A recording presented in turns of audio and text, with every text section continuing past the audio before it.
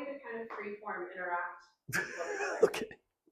All right. Whatever that looks like, I'm like gonna take myself out. I know it's weird, kind of absurd. But you guys have this really beautiful dynamic between you. Do you do a spiritual practice together ever? Not really. Not really, I guess. Yeah. Interesting. I know. Yeah. Yeah. I wonder what that looks like. I'm just gonna take my hands off for a second. I'm gonna let you guys do whatever comes through. Okay. Yeah. So here's something. So I told you I started doing this new type of meditating. And like the first time I did it, I had that really weird experience with that guy. Oh yeah. Remember? And like this is now becoming a theme where like when I meditate this way, because I'm not busy putting words to my observations, it kind of opens up the bandwidth for the information to come the other way. And so I'm like having my first glimpses at this stuff where like but it's all very unintelligible stuff. But it's for sure just downloaded information, but it means nothing to me. And it always starts where I'm like I go somewhere physically. So like whether I was in Europe or different places, I tend to be on like cobblestone streets when this happens. Wow, man. But it's like, gotta be the Greek thing. I don't know. But like something happened, and I try. It's so difficult to just observe without putting words to your thoughts. And that's what keeps me in that state. And the longer I can stay there, the more information I get. But then the more information I get, the more I try to save it, hold it. And then I'll forget about it because I'm trying not to think. So like later on in the day, I'll remember stuff. Like I was sitting here just remembering that today I got a website and I haven't gone and typed it in yet. And I just remembered while we were sitting here. But it doesn't make any sense. But I remember being in the meditation, getting this, like, seeing it, like, typed in a URL, and being like, that's not a website. And then also being like, all right, we'll go do it later, go check it out, and then forgetting about it because I'm trying to meditate. Right. So I'm gonna go figure it out. But I don't know, I guess as this like new uncharted territory for me, trying to figure out how to just let the information come in and actually be able to capture the information, because it seems to be that the mechanisms that allow the information to come in work opposite to the mechanisms that allow me to capture the information. Can you make heads or tails of that?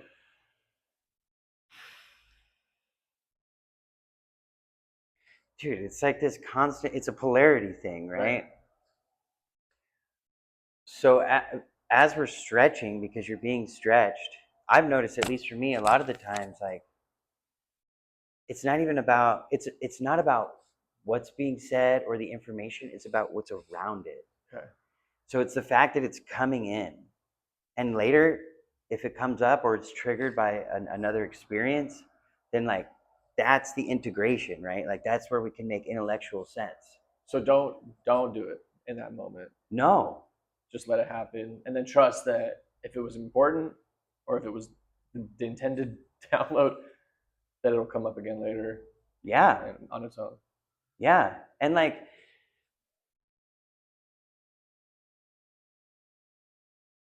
man, I've had stuff where it's like, literally years later, it's like, oh, that's what that was. That is bizarre. Where nothing, it doesn't make sense, but all of a sudden, all the pieces come together in a moment or a connection, and it's like deja vu. Yeah. You know? And like part of me thinks that like this is where like I try not to overthink it, because I'm like, well, maybe what the download is, where it gets kind of meta, is that like download is. That's it. That's what I mean. That's it. It's coming in. We don't have to it's like the packets. The packets. Right now, like, the information. What, you saw part of the code on the packet coming in, you know? Right. Exactly. So it's like the information is that there's information. That's it, and it's okay. So start with like being aware that that's there.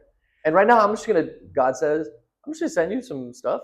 And if you pick up on some of the metadata these information packets going by, cool, but chill. That's it. You know? And like, build the muscle, your baby.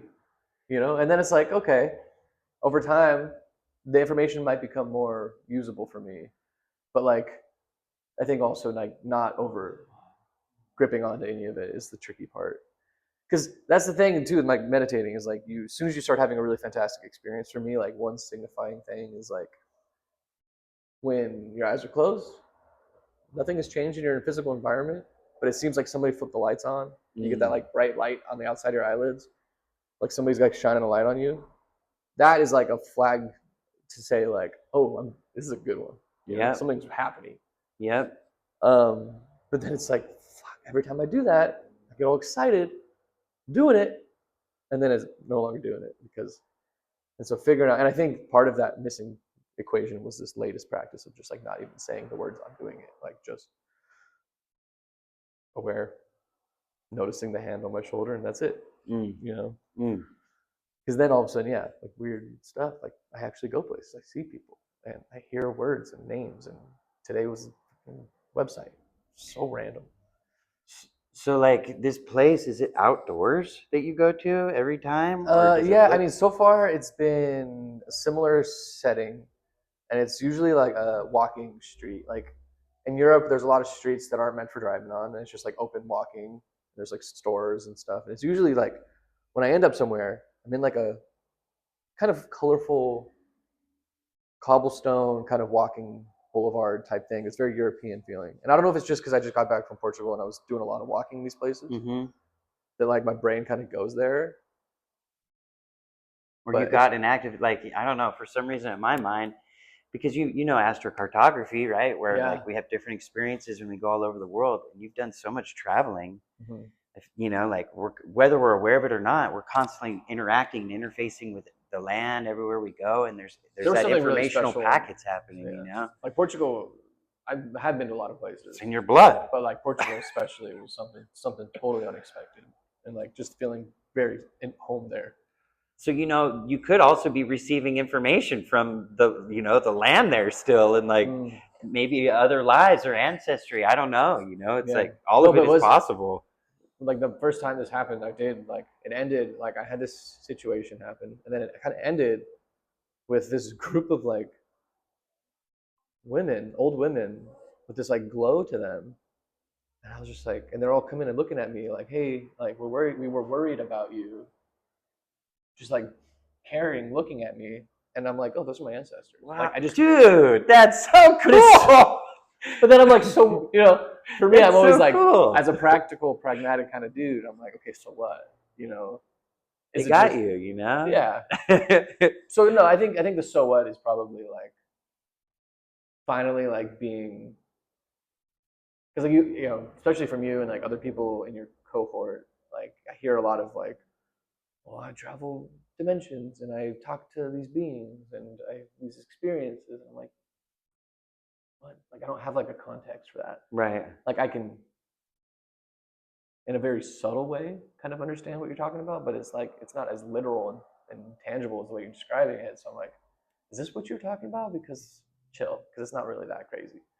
But then lately I'm like starting to have actual literal, and I'm like, oh, so there is a whole other thing here. So I need to like lean into that a little bit more. And maybe I will end up being that obnoxious person talking about having conversations with aliens, because that has always annoyed me in the past. People are like, oh, I travel to the planets and I talk to the aliens, and I'm like, do you? Or do you just think you do, which is cool too. Right. Like I got nothing against that, but like chill, But now I'm like, I hear it. Maybe there is something there, Maybe we do go places. I think with everything, and like it's so funny because like especially with the realm that we're in here, it's dualistic, right? Yeah. But everything's really multidimensional. Like it's technicolor. It's not black and white. And if it is black and white, then we're oscillating within the gray area, Yeah. And like my own experience, like years ago, I was doing all of that, having several hour long meditations and leaving my body and this and that. And it was cool. And I had activations and it was amazing. In the last 2 years, maybe even 3, like since Mooney, honestly, I've realized that that's also a form of spiritual entertainment. Yeah. And like we kind can of get ego lost. Get lost in that. Yeah. Like again, we're here. Like I'm here in the body. And then like all the guides and the beings and the angels and like, dude, they're literally us. It's me. It's you. Portraying to be something outside of myself that is projecting in a form that is not this form. Right. But all they are is the bridge back to God, back to source, back to the Most High. Like that's all it is, you know? Like they're just there building the bridge. But like in different, dude, I find comfort like just recently, like going through a little bit of a challenge. I call on my dragon or I call on an angel. And it's like, oh, we can feel that stream of consciousness coming. It's like chanting a mantra. It's the same thing. We just put the call. We ring up, hey, source, God, or bridge to source here, or whatever the intention is. Like, you know, I'm looking for support, or I'm about to pay a bill, so I'm going to do a little bit of a prayer here and, you know, ask that it's the most effective as possible, whatever that is. But like, it really is, at the end of the day, like, it's cool, it's amazing, having past lives, all that stuff. But dude, you're the one that was like, how's it practical? Right. Because I realized it was continually pulling me away from making an impact here. Right. Which is what that was just supposed to be the catalyst. And like, that's these levels. These levels. It's not like a hierarchical thing. New level, new devil. It's like, oh wow, now you have this ability to leave the body. What are you going to do with it? Right. Sit in meditation all day and not do anything? Yeah. You know, like it's like there's no practicality. Like, how are we implementing? How are we integrating? How is it benefiting, you know? And so like, because of that awareness, I was like, oh, well, this is just kind of like spiritual masturbation, honestly, at the end of the day. Dude. Yeah. It's like, it's easy to get caught up in that when all of a sudden you start figuring out things that really work. And you're like, whoa. Like, and I think, yeah, like then it becomes this whole focus. But it is also tricky because like if you take a step back from like the practical and like the real life and like, well, we have a mission here, we have a vision, supposed to do this, change the world, right? All this, the world here, this very Newtonian thing we're existing in. But like parallel to that, we're also supposed to be on this other main quest of like self-realization, which is like not the Dillon, not the guy that is this guy that would, with another name, would still be that same guy, right? Like behind all these different things, there's this observer that I'm supposed to realize and like be and like integrate and become, realizing that that is me and you, and there's no separation, and the idea of self is really an illusion and all this. So it's like we're supposed to be doing both these missions kind of simultaneously, even though a lot of the activity is you got to choose, am I going to spend the energy on this or spend the energy on that? And then, you know, being practical is no longer like, it's like a practical thing in a practical mind. When you need money, it's to set a budget, earn money, not spend it, right? yeah.